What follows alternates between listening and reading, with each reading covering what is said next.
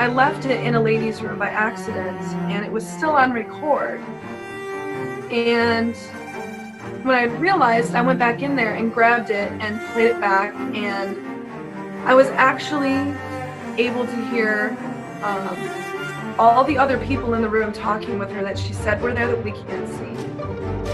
So her husband, her mother, her father, a bunch of little kids that she said were there. Like, she was telling me they were there, you know, when I was feeding her and, you know, doing my routines. And I was actually able to record that, and I was just in awe.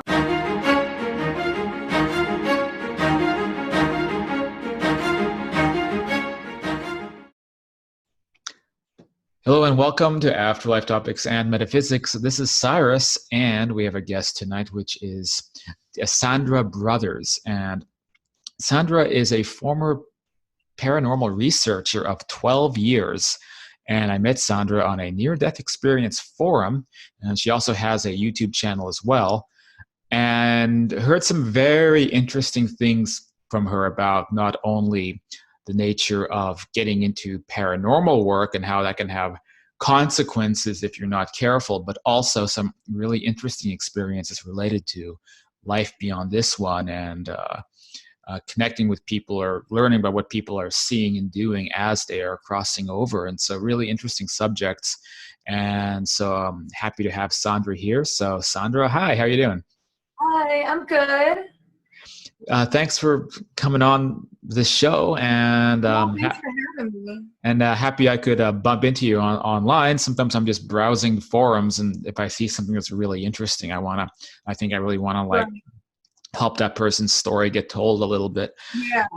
And I think the best thing to do is approach a little bit about your background. So you told me that you were a paranormal researcher for 12 years and you left. So can you just tell us a little bit about yourself, and then how you became a paranormal researcher, and then some of the stuff that began happening. And one more thing is I saw your YouTube, and I see that you kind of do this kind of work, like maybe with your family. Maybe just give us the rundown of how all this went. So I grew up in Michigan, and I moved to Florida in 2004, and I had been having paranormal experiences my whole life, really, but I just kind of brushed them off. My father was atheist. I kind of grew into that atheism and really into science and stuff. But what happened was I went on a ghost hunt for Halloween. You know how sometimes towns will have these like ghost hunts that they will host, and I decided to buy a this is super old, but this is my first voice recorder that was used to capture my first electronic voice phenomenon, EVP. And it was during that ghost hunt that I got 40 Class A EVPs that the town actually used in their historical society afterwards. But wow, let's back up. So wait, you said this was one ghost hunt, and that resulted in 40 Class A EVPs. Yes. Wow, that's like the most successful ghost hunt I've ever heard. Yeah, well, what's really weird is that other groups were there with all kinds of equipment, but they didn't really get much evidence at all. And I was there with them, but I'm the only one that like recorded all this stuff. So it was kind of strange. Like, why did I get all this? And nobody else really did. Was this maybe because you have a mediumship ability, and so that's heightened it? Right. Like, well, I didn't really know that at the time. But this is what you realized later, or no? Yeah. That's something a lot of people report is if you're a medium, that just heightens everything, and then you get access. It's really interesting how that works. So you had this one ghost hunt, and then this got 40 Class A EVPs, and so the town's historical society. So I guess they take this stuff. They believe in it enough that they would accept EVPs into their society. Right. Yeah. until the historical society freaked out about it and shut it down. But Oh, they got, maybe why was that? Was it some kind of like maybe a religious kind of thing? It's like, ooh, this is they were a evil. religious organization. Oh, okay, so like, ooh, this is evil. We don't want this here, right? Yeah, Got yeah, it. exactly.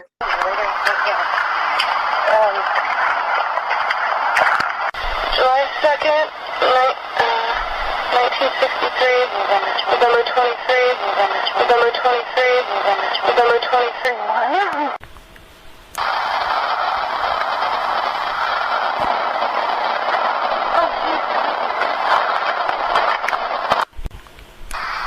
Really, really hard. And really, really hard. And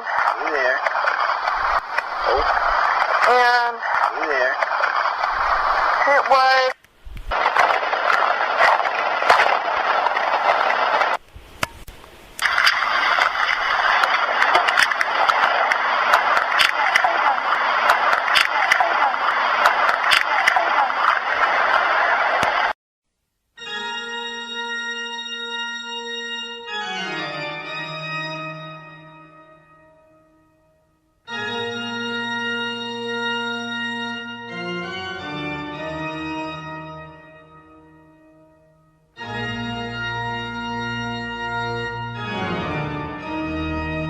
So this launched what would be more basically ghost hunting or any other kinds of paranormal investigation for like the next 12 years. Exactly, because I was so intrigued how it can even be possible, that I wanted to study it. And I soon figured out that actually I was haunted on a regular basis. So like every time I left the house, new spirits would come home with me, and like I'd record them talking and saying stuff all the time. And I figured, why not study it since I attract it? So that's what I started doing. But I've done other things than just the typical ghost hunting. Like I have done ghost hunting where you go to places that are haunted and try to get them to do stuff and whatever, but that wasn't more my forte. It was more of, I viewed them as people. They are people that need to be respected, and I wanted to study them more so on how it works.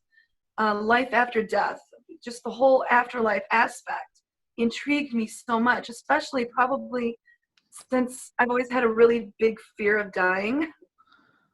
So it facilitated everything. Right. And so what were some of the things that you discovered on that journey then? Yes. I was working as a caregiver alongside hospice, and I used to carry my voice recorder with me because I'd always take notes and stuff for myself. Well, one day I left it in a ladies' room by accident, and it was still on record. And when I realized, I went back in there and grabbed it and played it back, and I was actually able to hear all the other people in the room talking with her that she said were there that we can't see. So her husband, her mother, her father, a bunch of little kids that she said were there. Like she was telling me they were there, when I was feeding her and, doing my routines. And I was actually able to record that. And I was just in awe. Like I felt almost like I'm blessed, I guess, to have been able to actually have proof of that. Wow. So that's really mind blowing. Basically, so you it was recorded, so you could go back and listen to it later. So you have a patient who's dying in a hospice, and a lot of people report, people who are transitioning, they talk about that they're seeing their relatives, and the materialist skeptic establishment classifies it as hallucinations because that's the world we're living in. But but with your you just left it by happenstance, and you started hearing the actual voices of this person's loved ones in the room. Yeah. And yeah, amazing, really. and so how clear was the recording? You were able to, like, were you able to hear specific words? Some of them were a little more soft, more like some were a little harder to hear, but a lot of them were really pronounced, and which was kind of surprising. But they kept, like, her deceased husband kept telling her that he was going to go get the car, and when he comes back with the car, she's going to get in it, and he's going to take her to her party. So by the time she was actually on her way out, passing away, she kept yelling at me, telling me to open the garage door so she can get out. She's in the car, you know? And I mean, she's in her bedroom, you know? So I just went along with it. You have to go along with it because you don't want to give them anxiety or make them think they're nuts. They're already like halfway in that world and halfway in ours. Like, they're already seeing that. And so I knew exactly when she was going to pass because she was telling me what was there, and I had recorded it. So it was really, really cool. Did you record then anything like, okay, if like a husband actually talking about a party or getting in a car or anything like that? So that came up on the recordings. Yeah. So she was talking about it, and then you were getting snippets on your recorder of, like, come to the party or whatever it is. Yes. Wow, that's extraordinary. And meanwhile, she was describing things that she was seeing to you. Yes. Mm-hmm. And and then it kind of, it surprises people to think about somebody, being in a car. But I will. I think it happens different for everybody, kind of. So that's the one I wanted to mention, because he said something that was I think it was a very good point in the group, which was about, the individual nature of people's dying, going to the other side, but it is funny though, because I mean, the perspective we're coming from, or like what I do is like out of body experiences, right? So, and then something that I've seen many, many times, for example, is very normal looking environments, people driving cars and things like that. So for me, it's not surprising to hear somebody transitioning in a hospice and getting up, getting recordings and then talking about getting in a car, right? I think for a lot of people though, outside of, being directly involved in this type of thing, it would come across weird, because you're supposed to be going into the light and getting absorbed by the light and joining source consciousness and becoming like a holy divine being or something like this. They don't always conceptualize that it's it can be like just transitioning to a different spectrum and walking out of walking out the door.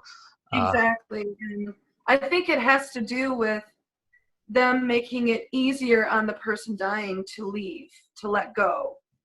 I've also had patients that had the same sort of experience, but it was in a different thing. It wasn't a car coming to get them. They were just going to get up and go walk across the street to meet their family. There's other things like that. But I also noticed that people that die very suddenly don't always get that whole meeting with the family thing. They seem to just be here and then they're there. And then they're like, what's going on? Yeah, exactly. And it's just like there's not the planning, that's not able to do the planning, I guess, to transition. And then it's just like here and there. And so, okay, so you have this awesome experience and you're able to record bits of a conversation the hospice patient is having with their family. Has this ever happened? Did this ever happen again? Or was this something you kept doing afterwards? Like you would keep the recorder with other patients? Different things happen. My next door neighbor in Florida shot herself. And I immediately did a recording session. And she had told me that she felt free finally, and that she saw the light and was going into the light. Now, she's a suicide, so I found that kind of interesting because I didn't know about that, So things like that. Yeah, and this kept going. I mean, this was in the middle of your career as a para investigator. Yeah, yeah, it And did keep going. so, well, real quick, I want to jump back a little bit. So, like, for example, with the recordings, are these private, or do you have them on your YouTube page or anything like that?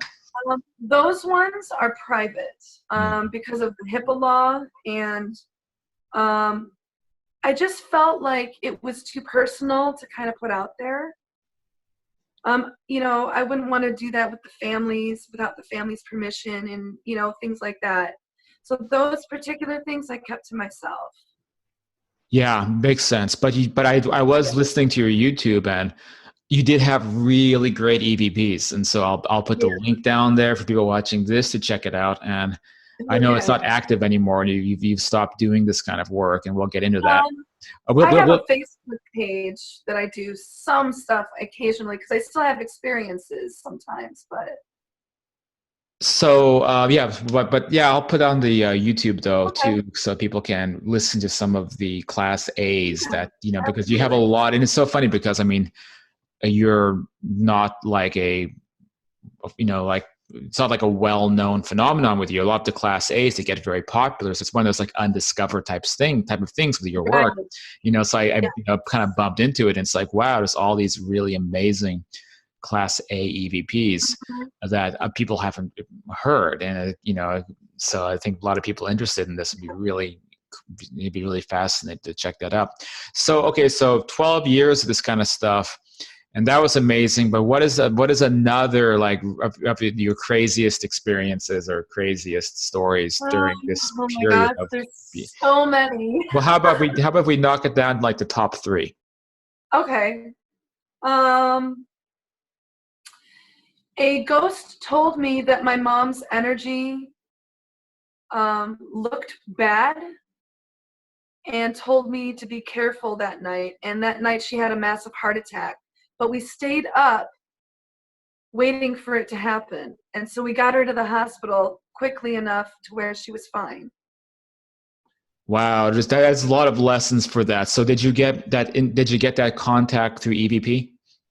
Yes. I see. So it was an EVP voice saying your mom's energy is bad. You need to stay up. That kind of, like, exactly like that. Yeah.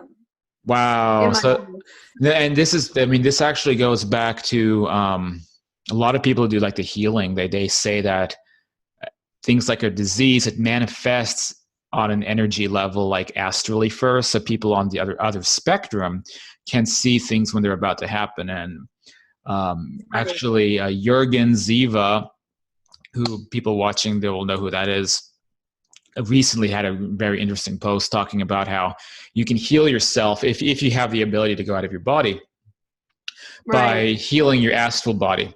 And then this will actually heal your physical body. So a lot of conditions manifest as something being wrong with the energy of your astral body first. So that's actually a big concept when we talk about healing. And so that makes sense. So you're staying up with her, waiting for something to happen, and then there was a heart attack, and you're able to get right on top of it. Wild. And I mean, you can't ignore those things. So if you may not come through EVP, but like if you get a dream, like a dream contact, and somebody's trying to tell you something like that, like it's so important to listen when that kind of thing happens. Are you able to think of like a number 2 story? I noticed that the more you try to communicate, the more they will communicate back. So if you try to communicate, it seems to like rev up the energy or something to where all of a sudden poltergeist stuff is happening, you know. It amps it up. I've had one of my chairs, it was like a metal chair, like levitate to the ceiling and drop. Oh, wow. That was pretty interesting. There was, so this lady I used to do readings for in Florida, she, I never met her boyfriend, but I physically felt something here that like exploded my eye socket, and I thought I needed to go to the hospital, but I didn't go. Well, it turns out that at the exact same time that I felt that, he had shot himself. Oh, wow. In the head. So it's like this sharing of energies that made me realize a lot more about how each of us, whether you're a medium or not, are just leeching on each other's energies and soaking each other up. And I thought that was pretty profound too. God, there's so many like ghost things and like, oh, okay. I recorded a crossover in my living room. Okay. Yeah, so it was just an experiment that I was doing, but I had all these ghosts in my house, and I was like, what can I do to like get rid of that, you know? And I had my recorder on, and I was trying to tell them it's okay to leave. There's no judgment in the light, because they were telling me they were afraid of being judged. And all of a sudden I heard this like thunder sound and this like angelic voice saying, "Come with me, John." And then John was like, "Okay, thank you for helping me. I'm going to go now." And then all of a sudden there's like this thundery, staticky sound again. And then everything's gone. I'm just like, did that just happen?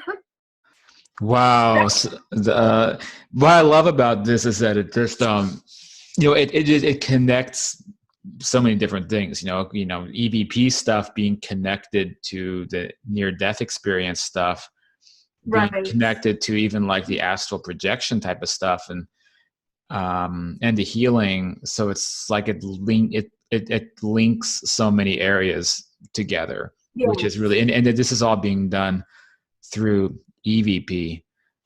Yeah. I feel like, have you heard about Sonia Rinaldi? I don't believe I have.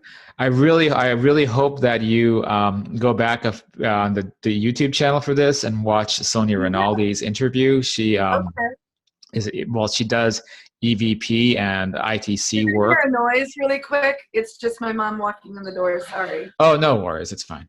Okay. But you will really get a kick out of that, because it is crystal clear images and audio, which actually brings me to a question I saw on your YouTube. You were also doing work with ITC kind of stuff, which is like the images, like getting spirit images and patterns and things like that. And yeah, a little bit. Okay, well, did you have any success with that? Not too much, I gotta say. Not too much. Yeah, There's more voices and physical things happening, like being touched and things like that. Right. Yeah, I mean, that doesn't always manifest for everybody. And so you consider yourself a medium, then you do readings as well. I did. Of course. Oh, yes. Okay. So there's a lot of things you stopped doing. I think we can. Yes.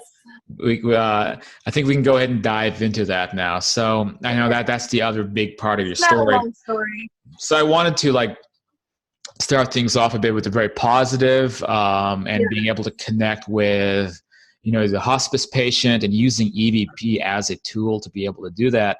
I wanted to mention Rinaldi as well, because she's used EVP to connect with patients who are have autism or in comas, and they don't speak. Oh, that's really cool. And so she's been able to use EVP to reunite people, who they cannot communicate with. And cool. So it's really awesome. And then bringing up what you're saying opens up a whole other dimension, which involves, well, no pun intended, opening up another dimension. Being able to use EVP to, in a hospice type situation. So really wild. But anyway, so that being said, so you were in paranormal researcher for 12 years, but then all that came to a stop. And can you walk us through how and why your foray into this whole world ended? Yes. Okay.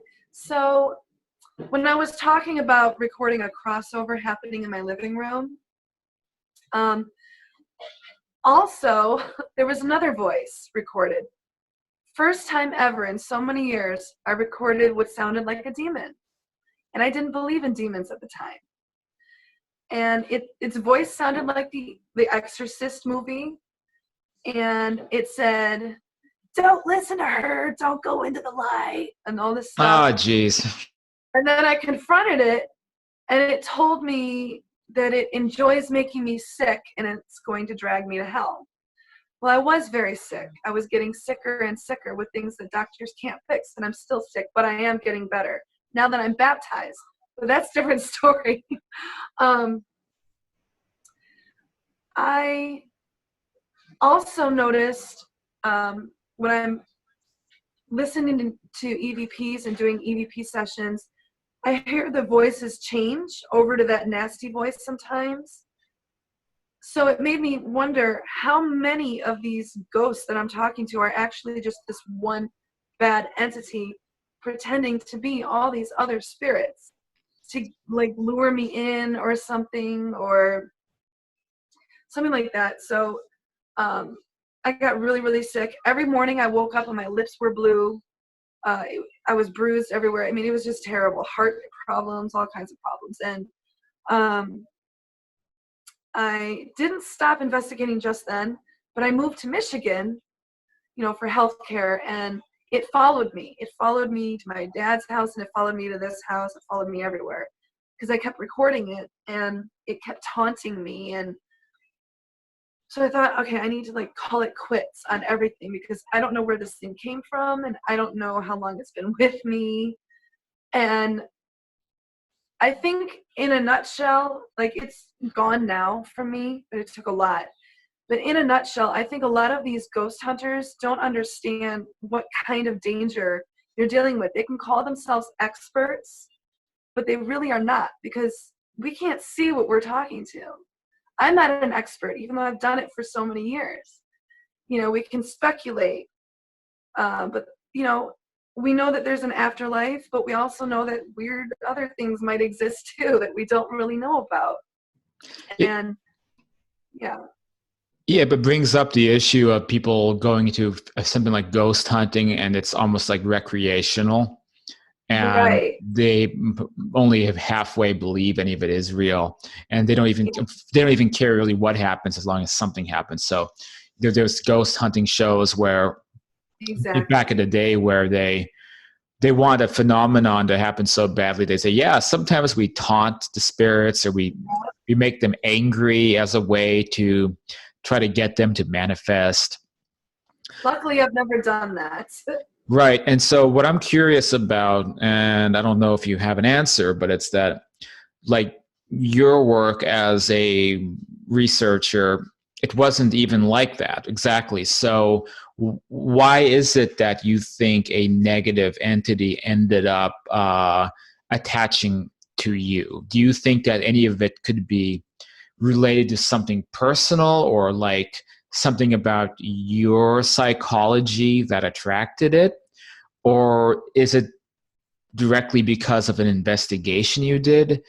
How could a nice, good person like you end up being followed by something that was attacking you and ruining your health? Right. I have a couple of theories with that. When I was young, I did do some stuff like Ouija boards and stuff like that. That's maybe one thing, but other than that, when I started ghost investigating and everything like that, it was sort of like I just was so open to everything and anything. Things would happen and I would just go right up to it. I wouldn't be scared of anything.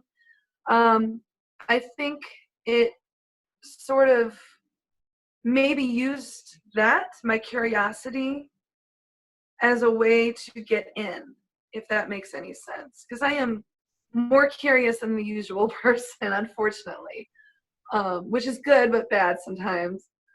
And I'm thinking that it just found me. I don't really know exactly because I haven't done anything bad in my life. I'm not a drinker. I've never done drugs. I don't really know. It started really when I was ghost hunting, though. So it must have been something that I just wasn't aware of that was around, or maybe a place I went to. So, Really could be so that this type of thing doesn't happen to other people, what is it that we can do to prevent that? Because I mean, I think about right. that. I mean, so much is dependent on mental states. And something I've discovered as doing astral projection is I've had a couple of encounters with highly negative, we could call parasitic entities.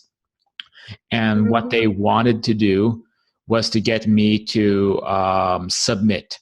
So I mean, there's this one entity that sometimes I liken a little bit to like the creature from the It films with Stephen King, because what it was a shape-shifting thing that manifests as your fears.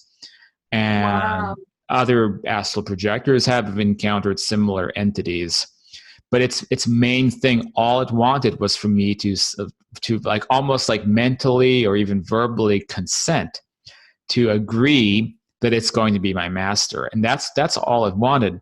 And I knew the game it was playing. And so I actually had to laugh at it. And then it never bothered me again because it knew I wasn't playing the game.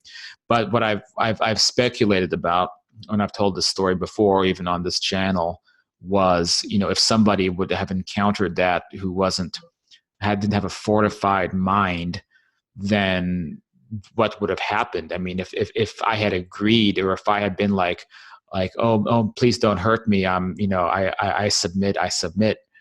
Maybe it would have been a situation like you were experiencing, that it would have brought it in, and then it would proceed to try to attack my health and do all this. So, so almost the question is, if at some point, and this goes, you know, to the metaphorical vampire, and that's literally what, you know, in folklore, like letting the vampire, but like letting the vampire into the house, right? That's the folklore, is that if you give something consent, it comes in. So I guess my question for you is, do you feel like maybe you gave something consent somehow, and maybe did you ever have a dream or some such thing? I gave consent accidentally. I was doing a reading for someone. Something was blocking my energy, and I left. And when I got in my car, I felt like flames were burning me inside, and my heart felt like someone was squeezing it with their hand. And I thought I was dying of something. And I got out of the car, and then all of a sudden I felt it around me, and I felt this thing with me. And I accidentally gave it permission before I passed out. And I said, you can have my body, but you'll never have my soul. Oh, shit. And then I passed out. Oh, shit. Yeah. That's what happened. And I've been sick ever since. So you know, I it's my first time talking to you, and I'm just like speculating about the consent based on what I know, spiritual, you know, metaphysical laws. But sure enough, that could have been the origin, which was you saying that, and because that's like a statement of defeat almost, you know, like right. Although I'm surprised it even got so far, but you are a medium, and so that's also a big part, you know, for people listening who are kind of freaking out.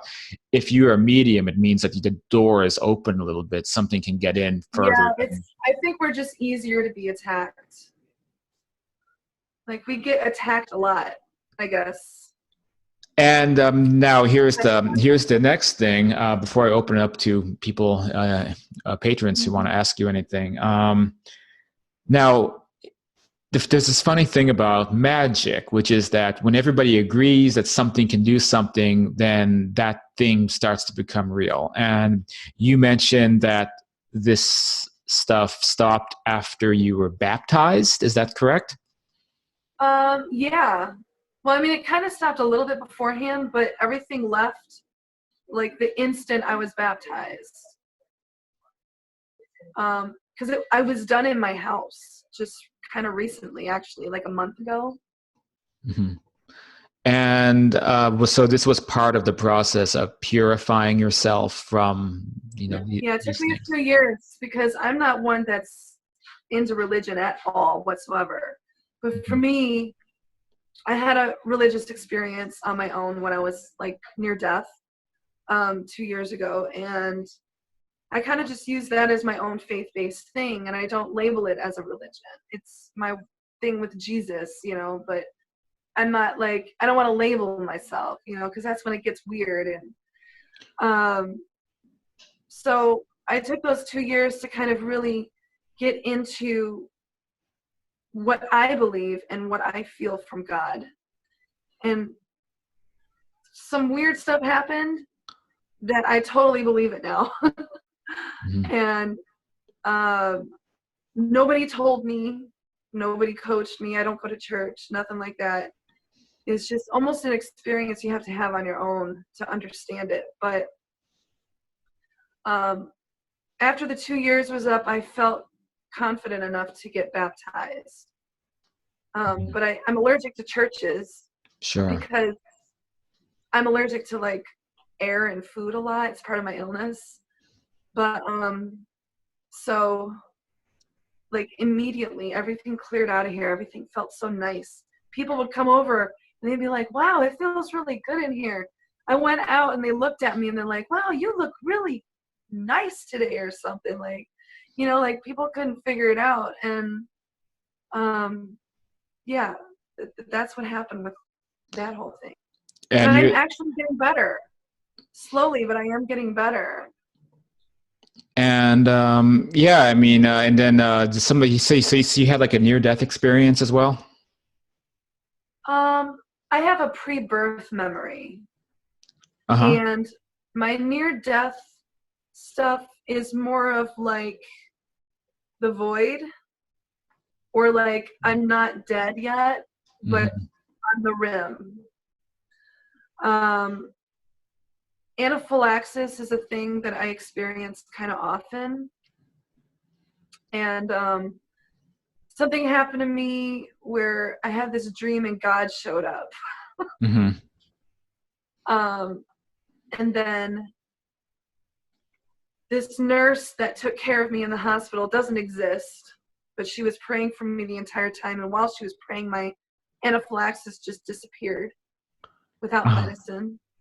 Okay, wait, so you said nurse that doesn't exist. What do you mean? Yeah, I went back to the hospital to thank her for everything she did for me, and she does not exist. This is the thing, Sandra, is that you drop like a bombshell that's like extremely interesting, and I'm like, okay, hold on a second. Let's just go pull back a second and start from square one again. Okay, so there was a nurse with you in a hospital. And yes. She was praying with you the whole time, and then you find out later on that this nurse does not exist at the hospital. Yes. So like but so you were conscious that she was in the hospital with you, coming to your bedside. Yeah, and my mom even saw her with me. But who saw her? My mom. Okay, so yeah, you know, it's almost like this is something else that I want to investigate more, like with my writing. Right. And I need to get Molly's opinion about this, like people who are in this group who are hospice workers and who have a lot of stories like this, because I've heard a lot about sort of like nurses from the other side who pretend to be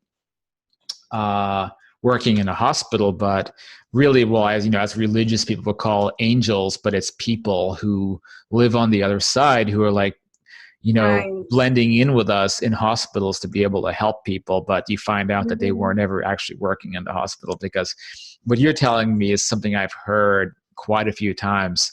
And that's a super fascinating concept. And even Jürgen was talking about this when he was dying of cancer. And he's a friend of the show who has some really cool books out. And then he was talking about this angelic nurse but I never followed up with him to find out if it was like maybe a nurse who was not from here. So that's really interesting. So thanks for bringing that up. So yeah, you have so many stories, and I could just keep trying to pull them out of you all night. But I kind of want to just ask, so, I mean, I know you've retired from paranormal investigating. You're not like a public figure or anything. You're not working on projects, I'm guessing.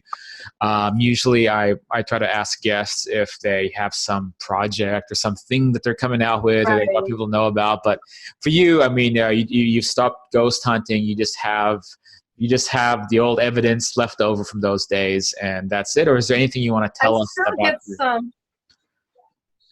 I have 4 security cameras recording motion at all times around my house. Mm-hmm. And sometimes we get some stuff. Oh, okay, so it's just still stuff happening. What kind of stuff do you get on the security cameras? There was this, when I was sleeping, there was this like shadow thing that like came up to my face and then moved away. I don't know what that was. We get, I record I record videos with my phone, and I capture EVPs over it all the time that are like Class A. Usually a guy telling me dirty stuff. And yeah, so there's, I think, a couple of things. Well, no, that's on my Facebook page. Okay, right on. Well, what I'll do is I'll be sure to include links and maybe try to get some of these Class A EVPs from your page and put them on this video if that works, so people can hear some of what you're talking about. Again, very impressive. Class A's, yet more proof if anybody needs more proof of these concepts. And so, yeah. But anyway, I want to open it up. Looks like one of our patrons just came back in. So there's a few of you guys here. So I want to open up to see if anybody. It's not in my eyeball. I'm looking weird, but. No worries. I want to see if anybody has any questions for Sandra. So does anybody have anything they want to ask her based on the stories that she's told us? I do. Who's Deanna? Yeah. Hey, how's it going? Thank you so much for being here, Sandra. Yeah. I wanted to say, I was listening, I was making coffee. I saw what I think was a paranormal show. It might have been a celebrity ghost story, but it was very similar to, they should have been crippled. They were like a famous dancer, I believe, and they had gotten hurt and really should have never walked again. Wow. However, yeah, in their room for like months, it was a long time. There was a rehabilitative nurse that would come in the room and work with them. And eventually they ended up walking, and it was a total miracle. And same thing, they went back to the hospital to say thank you. And this person didn't exist, had never worked there. Oh, right. Yeah. I've heard of it happening. That was the first time it's happened to me. Yeah. Right. Yeah. I wanted to ask about EVPs because I feel like I have these super spiritual, like connected kids. I have my own intuitive abilities, but I have never, like, I can try to record and crickets. Like, I don't get a sound of EVP that ever picks up or records. And so I wondered, I mean, and now after your demon story, I'm not sure I want to. I know, right? Right? But, which, by the way, Cyrus, Erin Pavlina also has a demon encounter that she went through in her astral travels. She attracted something that really messed with her and her friends as a kid, as a teenager. So yeah, I mean, they're there. They seem to be really attracted to probably the light of the light workers. But what kind of, so like if, and maybe it's just that they're not attracted to, maybe I just can't record stuff, but what would you, if you wanted to get an EVP, what would your suggestions be to somebody? I would say that you would do it different than me, by meaning yeah, have faith in something that will protect you, because I did not. Oh, I see. I was like an atheist pretty much, and just was kind of out to scientifically prove something or figure it out, and I didn't protect myself, and I noticed that the people that don't seem to have those problems. So if you're going to do that, I would choose something that you have faith in, whatever it may be, and focus on it, meditate it, ask it to protect you, whatever it may be. Right. It seems to work for people, including And you myself. didn't do that. I did not do that all those years. And are you still battling this illness? Are you still yes. battling? Yes, Wow. but ever since I got baptized, which was like a month ago, I'm starting to go back to the gym. I was bedbound for 4 years. I had heart surgery, just a lot of weird stuff. I'm allergic to air and food, so I live in like a bubble. Nobody knows why. All my tests are normal, so it's got to be paranormal. So, but I am starting to like feel a little bit more normal now, and so I think it's slowly coming, but I think it's going to happen for me, hopefully. You know, Frank was one of the guests that was here. He had recommended somebody that does this on the spiritual level, that Cindy Bentley, and I worked with her. She's the one who helped clear him of his occult. Like, he had attracted some darker stuff from working in the occult. She's really good. I can send you her information if you want. Super affordable too. Yeah. But she does this, and yeah, so she might be really interesting to talk to. Worth it. It's like $175 for her to do her thing. Yeah, I'll send you her info. Yeah, actually, shamans have been the only ones to be able to help me in the past, which is interesting. Yeah, okay. Problems. So yeah. Yeah, this is her jam.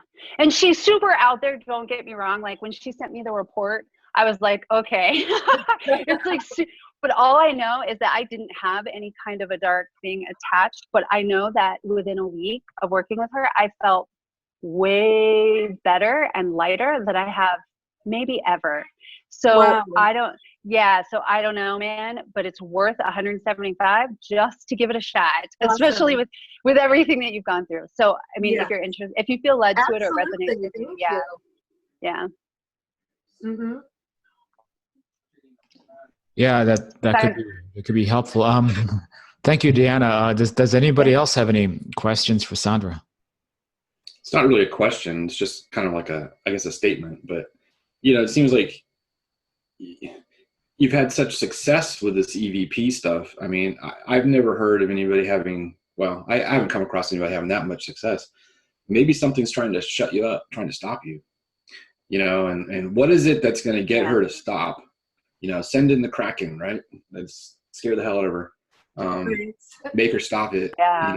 I don't know. It just seems kind of odd. And even this interview, sound doesn't work. Just weird stuff. So. Yeah, that's interesting. I didn't even think about that. It took so long to get Sandra on here because her audio was flipping out on her phone. But anyways. Right. Yeah, it's just weird. So did you think of that as a possibility, Sandra? Yes and no. I guess it's really hard to say, honestly. For a while there, like the past year, I was actually became terrified of things around me, which I never was before, because I didn't know if it was all bad or like anything like that. But that is a possibility, because I remember recording that crossover and the demon entity telling them not to listen to me, help them. So maybe it doesn't want me to help these spirits get to where they need to be. And maybe that's definitely a possibility. I think there's a lot to be learned kind of from this conversation. And, if you kind of dig deeper and look at the bigger picture and look at some of those possibilities as well, and you look at the motivations of negative entities, and even the possibility that somebody could be things could be trying to silence people.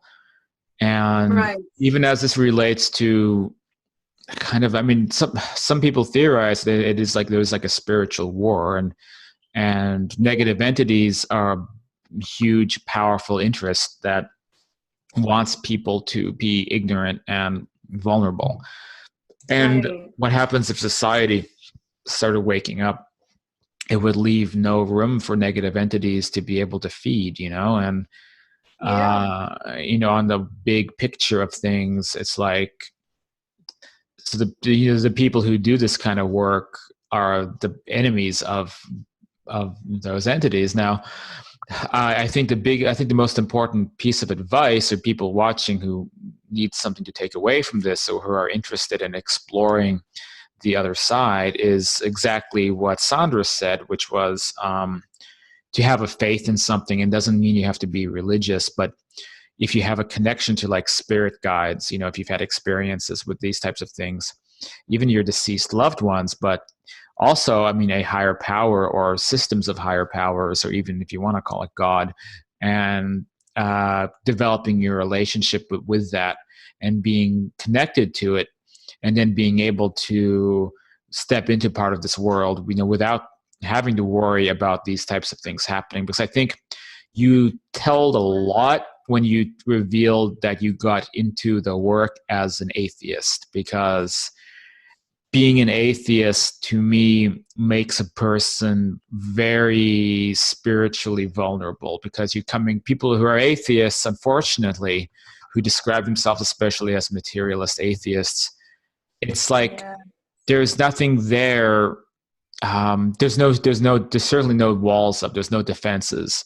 And maybe the extreme disbelief can be its own defense for certain people who have absolutely, you cannot make them believe at all ever in any kind of non-physical thing happening. And I think for some people that does work for them, and so they don't get any experiences, because that is like their belief. That is the thing that's protecting them. It's more of a curious one. Yeah, exactly. But for you, it was almost like agnostic. Yeah, okay, maybe the real threat is with agnostics, right? Because didn't Jesus? Oh yeah. Jesus said, "I'd rather you be hot or cold, but not in between," right? Didn't Jesus say that? That was the New Testament. And I think who knows? But I think the point of that is, if if you one or the other, you're going to have some kind of like a core that will guide you. But if you're like kind of flip flopping around, then I think it can make somebody very vulnerable. So there's a lot to pick apart. So does anybody else have any more questions for Sandra before we kind of start to wrap things up? No? Sandra, do you have any questions for me or us, or any last things that you want to bring up or talk about? I guess, the last thing I just would want to tell people and let them know is, there's so many other people like me that are really, really intrigued with the afterlife and EVPs and stuff like that. All I'm saying is just be careful. Mm-hmm. Yeah. Just be careful. Well, follow the advice from this video and build a spiritual core, a center, focus on the positive. Don't get involved also if you are in a negative mindset a lot. It's things you have to be careful of in that regard. Understand that your thoughts are things, your feelings are things, and what you think you are also attracting to you. And something as simple as a bad mood has a profound metaphysical impact on the environment, and a good mood has a profound metaphysical impact. So that's how important the moods are. And if you're usually in the bad mood area, then you don't probably want to be messing around with this stuff. On the flip side, think about how helpful it was to get those EVPs into hospice with a dying patient, confirming what they've experienced. Now, your story is not out there, but if it were out there, that would provide a lot of hope for a lot of people, just on the anecdote, just the story. Yeah. And maybe encourage people to try that for themselves. So it's like, on one hand, I think more people should be doing this stuff with the EVP and going into hospices and confirming spirit communication. On the other hand, if you do that, though, do the research and figure out how to do it correctly. So those are my final thoughts. So one last time, any final thoughts from anybody else before we wrap up? No? Just thank you so much. Thank you for sharing. You're welcome. And you guys can support the channel by just subscribing, going down below, hitting the subscribe button, the notification bell. Really helps out, especially if you enjoyed tonight's interview. You can grab books of mine like The Afterlife and Beyond, where we talk about life after death, its consequences for society, and what we must learn. And that's on Amazon, or even order it at Barnes & Noble.